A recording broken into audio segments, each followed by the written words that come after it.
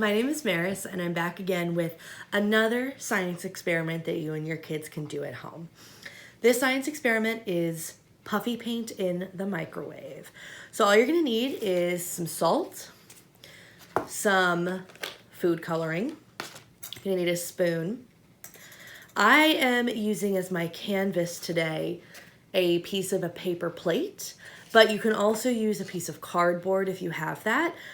Those are your best two options, so some kind of microwavable paper plate or a piece of cardboard. You're also going to need water, and you're going to need self-rising flour. Now, self-rising flour is not always a staple in people's cabinets. Sometimes you just have all-purpose flour. If that's the case, it's a really easy fix. All you need to do is take 1 cup of all-purpose flour and add in 1.5 teaspoons of baking soda and 1/2 teaspoon of salt. And then you're good to go. You've got your self-rising flour. And because this is an art science project, the ratios don't have to be perfect. You're gonna get very similar results. So once you have all your ingredients, what you're gonna do is you're gonna measure out 1 tablespoon of your flour. This is a part that kids can practice measuring with, so you can teach them about how to take your finger and scrape off the top so you have a nice level tablespoon there. Teaching them a little bit more about that as well.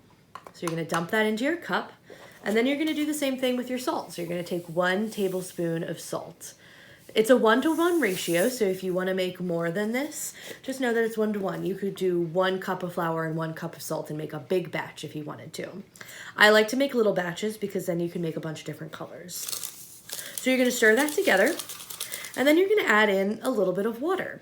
Now the trick is that you don't want this to turn into a liquid. You want it to be kind of like a paste. So start with a little bit of water at a time and have your kids do the stirring. It's a really good way to practice stirring. And they're going to get frustrated maybe because it is challenging to stir sometimes. It gets kind of clumpy, not great. So just give them a hand. It should be great. Just keep adding your water until it becomes a paste. So a pretty thick paste. Think about something that is going to be able to spread, but still stay and keep its shape so that it can puff in the microwave. So I'm just about there. Now that I'm there, I'm going to add in my food coloring. So I think I'm going to go with a little bit of blue food coloring. So if you've done about the amount that I have done, you really only need 1 or 2 drops of food coloring. If you make more, just experiment and see, what colors you come up with and how much you want to put in for each one. Kind of depends on how dark or how light you want the color. Once you do that, this is kind of what the texture looks like. So it's still able to drip, but it's still pretty thick. You want it to be thick enough that it can, kind of mound up on your plate. So once you have that, you're ready to paint. I typically let my students use their fingers to do this. It's a little bit easier and it's kind of fun to feel the paint. But if you have paintbrushes, go ahead and use those. I sometimes even just use this spoon. So all you're gonna do is spread it out on your tray. The trick is you don't want it to be thin. So if you go like this, see that thin layer? It's not going to work. It's really not going to puff up. You want it to be kind of in big, thick chunks. So you can really make that however you want to. I've had students where I just sort of pour on the paint and then they go crazy with their fingers, mix it all around. Again, talking about color mixing, you can really do it however you want to. If your kids are using a paintbrush, it might be a little bit easier to actually make a full design. Sometimes I just like to see sort of the abstract nature that these turn into by just pouring it on and using your fingers to mix it around. So once you have your paint on your plate like this, you're going to take it, you're going to put it in the microwave on high for about 10 seconds at a time. You want to be especially careful if you are using cardboard because that can burn in the microwave. So make sure you're keeping an eye on it.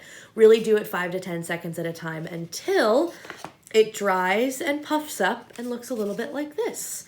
So you can see it's nice and puffy. It's got bubbles in it, so when I press it, I can press it down a little bit and then it puffs back up, which is really fun. It's a really cool way for your kids to do some art. If you want to know more about the science behind this project, check out the description and we'll tell you about some other ways that you can also adapt this project for all ages. And if you've got any questions, please feel free to let us know. Until next time, stay curious.